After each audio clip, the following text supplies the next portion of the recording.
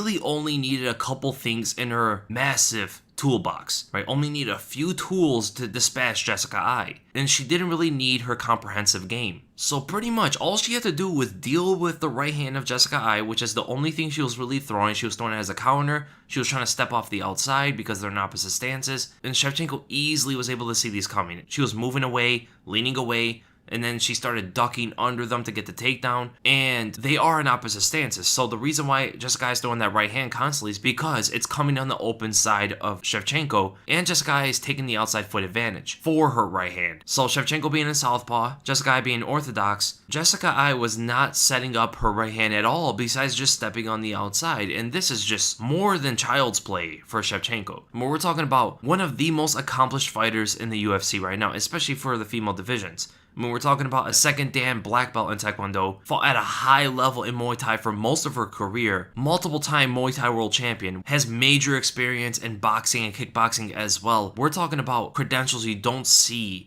in MMA. And that also comes with an extensive MMA background where she works on her overall game. So all this that Jessica is going for is so simplistic in Shevchenko's mind. It looked like the entire fight Shevchenko knew what was going to happen, knew what she was doing, because she only needed one attack on the feet to take out Jessica Ai.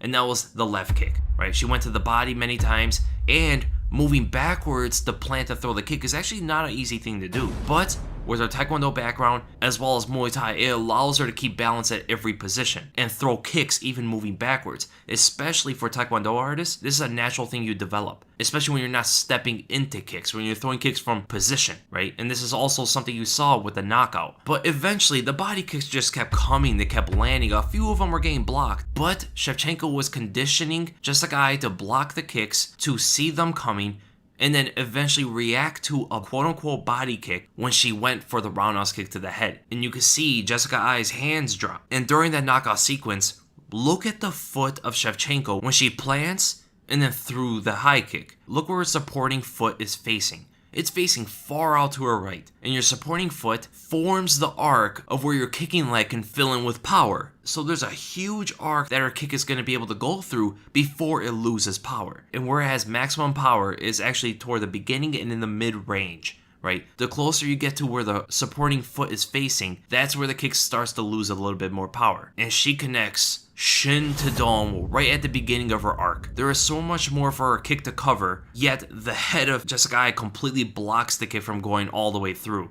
That's how much power Shevchenko was able to land on the temple of Jessica Ai. I mean, this is the prime form of theoretically landing the most devastating blow possible. Perfect form in the strike, landing with full power on an opponent that doesn't see the strike coming, and it was a hopping roundhouse kick to the head. I mean, this is just devastation written all over it. And all Shevchenko needed was just the left kick. She didn't need anything she's showing at bantamweight. She didn't need what she threw at Holly Holm, what she threw at Amanda Nunes, what she threw at Joanna. She didn't need any of that.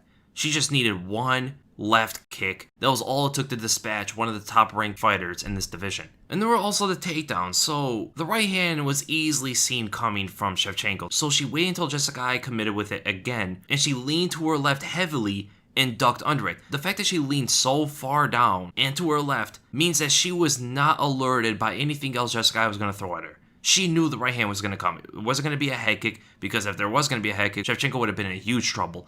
But she was extremely confident in what Jessica Ai was going to do. Ducked under the punch, grabbed onto the body lock, pivoted, and because Jessica Ai completely threw herself off balance with that right hand, it was inevitable that she was going to get taken down. So Shevchenko just ran her down, forced her knee behind Jessica Ai's leg, and dumped her that way. And even when Jessica Ai was able to make her way back up through cage walking, Shevchenko kept the body lock strong, and Jessica Ai started lifting her knee. She started trying to knee the body of Shevchenko, but there was a point where she kept her knee up a little bit too long. She's balancing on one foot, and that foot is actually the one that's closer to the cage, which is a bit ill-advised, especially with the grip that Shevchenko has. She can dump her any way she wants, so if there's any unbalance, she can go that direction. And she just forces her hips forward, again forces the knee into Jessica Ai's leg, and throws her that way again. Very similar kind of takedown, with a different kind of angle to it. But overall, great performance by Valentina Shevchenko. It's going to be hard for anybody to beat her. She is one of the best fighters. She's one of the most skilled fighters.